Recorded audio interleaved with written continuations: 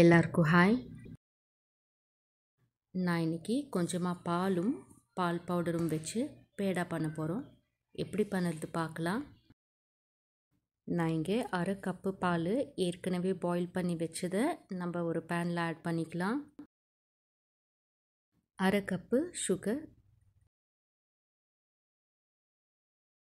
இப்போ நம்ம நல்லா மிக்ஸ் பண்ணிக்கலாம்.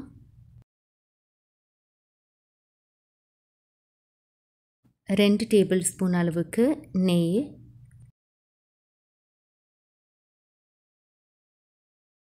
இப்போ மிக்ஸ் பண்ணிக்கலாம். நான் இங்கே 2 கப்பு பால் பவுடர் எடுத்திருக்கேன். இப்போ நம்ம கொஞ்சம் கொஞ்சமாக ஆட் பண்ணி மிக்ஸ் பண்ணிக்கலாம்.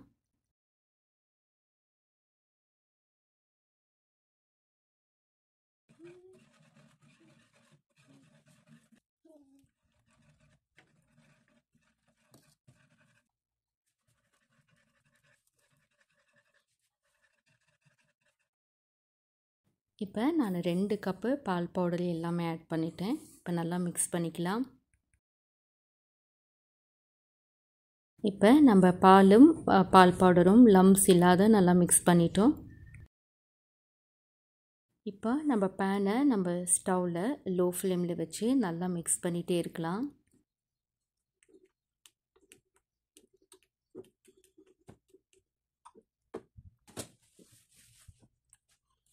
அரை டீஸ்பூன் ஏலக்காய் பவுடர்.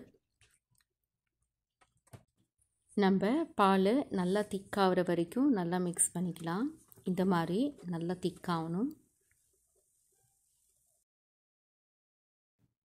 இந்த அளவுக்கு ஆனால் போதும். இப்போ நம்ம கொஞ்சமாக கையில் எடுத்து இந்த மாதிரி உருண்டை பிடிச்சா ஒட்டி பிடிக்காமல் இருக்கணும். அப்படின்னா நம்ம பேடா ரெடியாக இருக்குன்னு நம்ம ஸ்டவ் ஆஃப் பண்ணிக்கலாம்.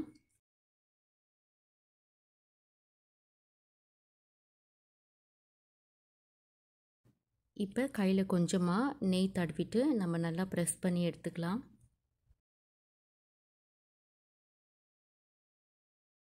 இப்போ கொஞ்சம் கொஞ்சமாக நம்ம கையில் எடுத்து உருண்டை பண்ணி நம்ம ஷேப் கொடுத்துக்கலாம்.